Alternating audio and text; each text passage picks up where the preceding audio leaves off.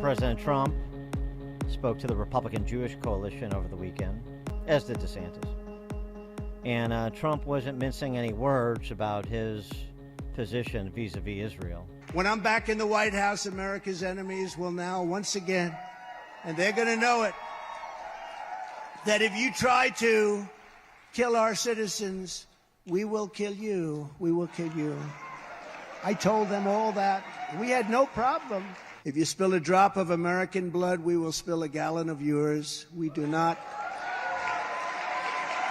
And we're doing it because we want to start peace. We're not going to start wars, but the wars have to be finished oftentimes before the peace. And if you don't do the wars, the peace doesn't happen. And if you're not going to be tough and ruthless like they are, it's not going to happen. We have to stop it. We have to end it once and for all. And I thought what DeSantis said on Meet the Press in particular that we discussed a bit earlier in the show. Sure, you want the civilian collateral damage to stop? Then Hamas should unilaterally surrender and release the hostages. Why aren't we getting a call for that from the Hamas caucus in Congress, I wonder? And the Hamas caucus members at college campuses around the country, particularly the elite schools, in general assemblies like Illinois' state legislature, suburban legislators signing on to the false equivalences that are being perpetuated by, I would call that, the anti-Semitic left. And who are they flacking for, effectively? People like this Hamas spokesman, Ghazi Hamid, who's living comfortably in Lebanon, I believe, and, senior leadership of Hamas also living comfortably in Qatar, $1 million donor to the Clinton Foundation, that country, the largest donor to universities in America in the last 20 years, $4.5 billion. Here's what Ghazi Hamid said when he was challenged by a BBC reporter about the civilian killings. It was a military operation. It was directed for military purposes, for the military sites. Well, hundreds of civilians were killed. Sorry. And for the military soldiers who imposed sanctions and collective punishment against our people. And I think from the first moment we declared that this operation was not directed to the civilians. But I can confirm and assure again and again that there was no command to kill any civilians. How do you justify killing people as they sleep, families? How do you justify killing hundreds of people? I want to stop this interview. I want to stop this interview. Mm-hmm. Of course you do. Pramil Jayapal, the band manager for the Socialist Spice Girls in the House, she didn't want to stop the interview and Meet the Press, where she was dressing up what Ghazi Hamid, the propagandizing you're hearing, dressing it up in flowery rhetoric about the U.S.'s standing in the international community and the cessation of hostilities against people on both sides and so forth. The United States is absolutely responsible because we also have been the largest military backer of aid to Israel. Yeah. We need to be able to question where U.S. taxpayer dollars are going and what accountability the United States has in ensuring, for example, that when the president calls for Israel to adhere to the international laws of war, that they actually are doing that. Otherwise, we are complicit in a way that almost no other country in the world is. The American people has been on Israel and Gaza. They support the right for Israel to defend itself, to exist, but they do not support a war crime exchanged for another war crime. So that's what it is.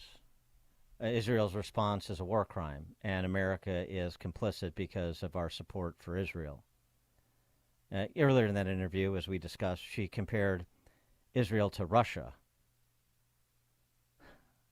For more on all this, we're pleased to be joined by Stephen Bucci, who served America for 3 decades as an Army Special Forces officer and top Pentagon official.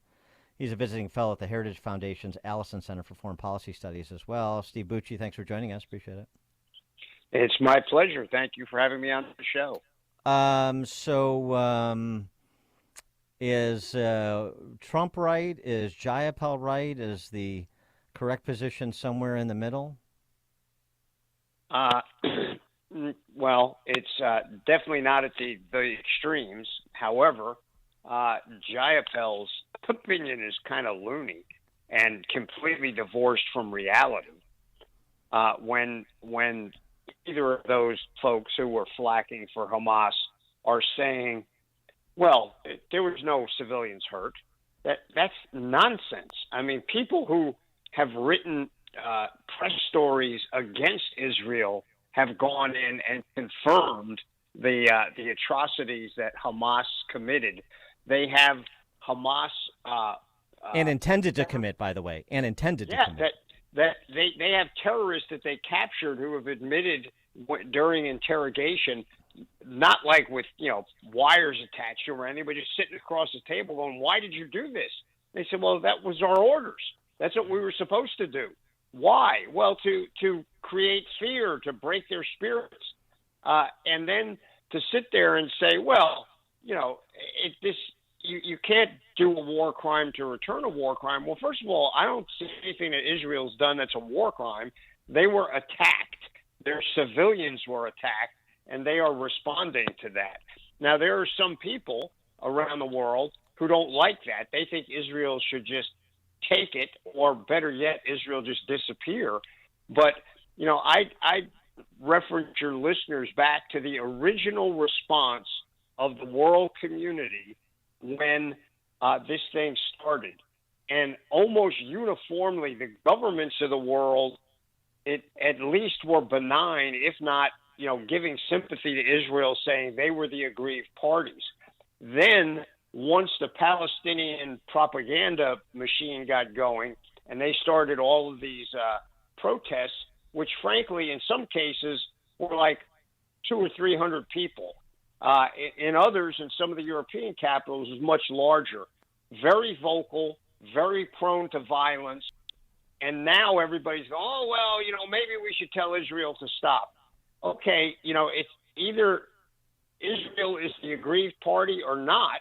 But I have to tell you, I have never seen any military organization anywhere, except maybe if you consider the Wagner Group a military organization, do the kind of things that Hamas did. That was not the actions of a military. Those were terrorist actions. And in some cases, they did worse stuff than ISIS did when they were on their run. So to sit there and in any way, shape, or form defend those guys is just baffling to me. Well, and also, too, people seem to forget that 30 Americans were killed in these attacks on Israel. And also, we still have 10 Americans that are still being held hostage. And with that, do you think President Biden is doing enough to try and get those people back? I think they are doing their best to try and get those people back. You're trying to negotiate with Hamas, who are, number one, inveterate liars about everything. If you look back at the hospital attack that, they announced, "Oh, Israel did it and they killed 300 kids." Yeah, and find out, number one, Israel didn't do it. Number two, it didn't even really hit the hospital. No. It hit the hospital parking lot. And while there may have been some casualties because it broke out windows and apparently a roof fell in on the one of their ORs, but was there anything like 300 people killed of any sort, not just children? And the answer is absolutely not. That was a complete fabrication. But in other things, we think, Hamas is the fountain of truth. I mean, come on. The believe in those guys is ludicrous. Well, and then it just goes from one piece of propaganda to the next. Now it's Israel is preventing fuel and supplies from being delivered to Gaza. Now it's the false equivalence. This is how you just decide who's in the morally righteous position. Jayapal did it on Meet the Press. Others are doing it too. They're taking Hamas's number, but regardless, even if it were true, 8,000 Palestinians, residents of Gaza, have been killed compared to 1,400 Israelis that were killed in that terrorist attack, as if makes the response disproportional to the atrocities that were committed. Yeah, it just that's not the way it works. That's what the way Hamas would like it to work. As you said, number one, the numbers are more than likely incredibly inflated. Number two, they have fuel in Gaza. It's all controlled by Hamas. They are not without fuel. They're just not letting any of the civilians get access to it. They have food. They have all those things that's been given to them in the past. That didn't all disappear. It's just Hamas is not letting their own civilians have it because Hamas does not care about the welfare of the Palestinian citizens in Gaza. All they care about is causing death and destruction in Israel. And why we continue to give them platforms for that sort of nonsense, I don't understand. But, there's obviously agendas there, like the Squad, who think that, the rest of America is blind. For them to say that the majority of America really feels this way, that is also ludicrously false. The majority of America doesn't feel Hamas are the good guys here. And they can't understand why Hamas, if they love their people so much, why don't they let the hostages go and get some relief? Israel has made a decision. They are going to destroy Hamas. And Israel does more as a military to avoid civilian casualties than any military in history, including the military I was in for 30 years. And it's just to say that they are the ones causing this problem is ridiculous.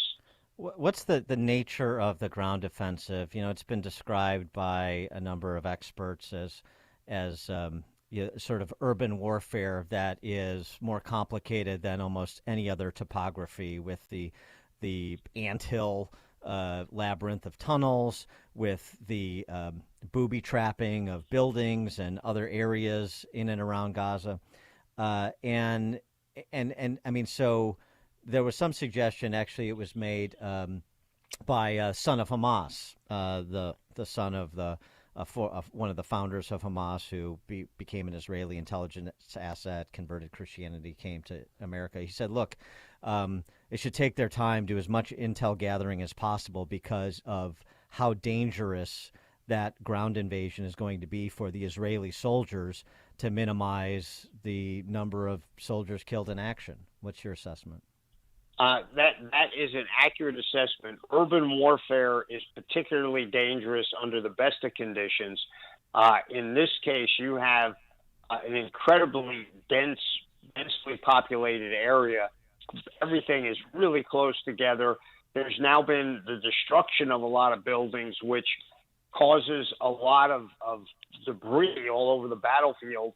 Add to that the tunnel network, which we've gotten some reports from those couple of freed hostages at how incredibly complex they are.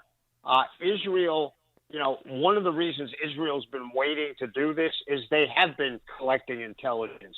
They have been gathering as much data as they can before they go in there. But even under the best, if they had a map of everything right now, it would still be really sporty going in there when you have people who are willing to die for their cause with bombs, with, trying to ambush people. This is going to be very bloody. And Hamas has the capability to make it a lot less bloody if they surrender and give up their military capabilities to Israel. They're not going to do that. They're going to die fighting. And Israel is going to have to go in there and root them out. And I think Israel is both militarily up to the task, but also psychically up to the task, in that they understand what they're doing and what it's going to cost, and they're willing to pay that price to get protection and safety for their citizens.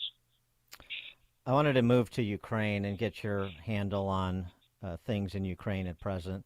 John Mearsheimer of the University of Chicago International Relations professor said on a podcast last week that the June counteroffensive has not delivered, The war there has descended into a war of attrition, which favors the Russians because they have 5 times as many people and 5 to 10 times as much artillery.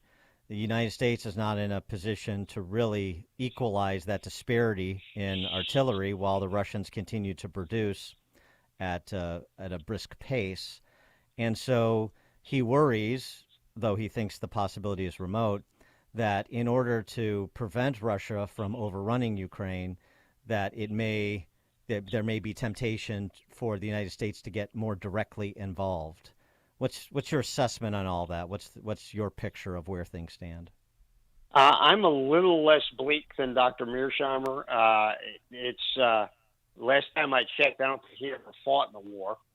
He's a brilliant man. Don't get me wrong. I'm not dissing him, but there is that aspect of it. It's a different thing to opine from academia than it is to go out and fight. This is a particularly difficult fight there. It has been from the beginning. It actually has been back to 2012. The Ukrainians are aware of it. They know how to fight it. They have been doing well as far as killing Russians by the bushelful. But it's a tough slog. It's not something that just gets done in a weekend. And I think the Ukrainians are willing to continue to fight for their country to defend it. And Russia, they may have more people, they may have more stuff, but they are not fighting for their homeland. They are being forced to fight. There are young men who are running away from Russia to avoid the draft in greater numbers than we ever did in Vietnam. And I think that's going to wear on the Russian people. And this thing is, if this goes on for another 2 years, I don't think the Russian people are going to put up with it. It's not an unending thing that Russia's this big machine that just keeps coming. They will wear down as well. So your position is we should stay the course. The round numbers, $100 million more in aid that Biden wants to send to Ukraine is something that we should green light? I'm not sure about that yet. I think we do need to give it a really, really tough analysis as to exactly what we're giving them, how we're giving it to them, and then have some oversight as to where it goes, how they're using it, and they're willing to put their blood and their treasure at risk, as well as what they're getting from the outside. We've had allies in the past, allies in air quotes, that, they wanted us to come in and do the fighting. Ukraine has shown absolutely no desire for that. That makes them, in my mind, worthy of at least for the foreseeable future sticking with them. Whether it's the $100 billion that President Biden wants, he tends to like big sweeping things without a lot of parameters inside the bill. I'd like to see a little more direction as to where it's going. So I'm in the middle on that. Yeah, billion. I'm sorry, I think I said million, billion, obviously, and that's essentially what Mike Johnson has said. The newly installed speaker is, I want to see the program and what the end game is and what this money is supposed to accomplish, and then we measure if it's accomplishing what we provided it to accomplish. I mean, I think that's fair too, to provide a little bit more meat on that bone, if you will. Stephen Bucci, he served America for 3 decades as an Army Special Forces officer and top Pentagon official.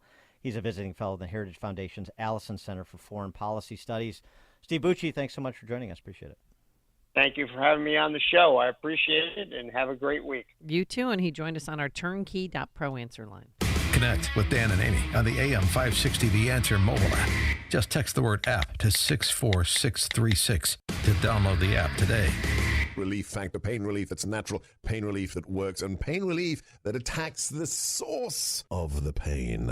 That's the experience of tens of thousands of Americans who are taking Relief Factor right now. See their incredible video endorsements at relieffactor.com and then order your 3-week quick starter pack for just $19.95. That's less than $1 a day. Find out if it can work for you like it works for me by ordering your 3-week quick starter pack today. Relieffactor.com, relieffactor.com. Be the next success story. Don't miss the new movie by Dinesh D'Souza, Police State. We have freedom of religion and freedom of speech! MAGA Republicans threaten the very foundation of our republic. Are we becoming a police state? The government is trying to crush the conservative movement, our society, and our freedoms. They define you as radical. How did we give the state this kind of power? If they're coming for me, they're coming for you. Police State. Buy it or stream it now at policestatefilm.net. policestatefilm.net.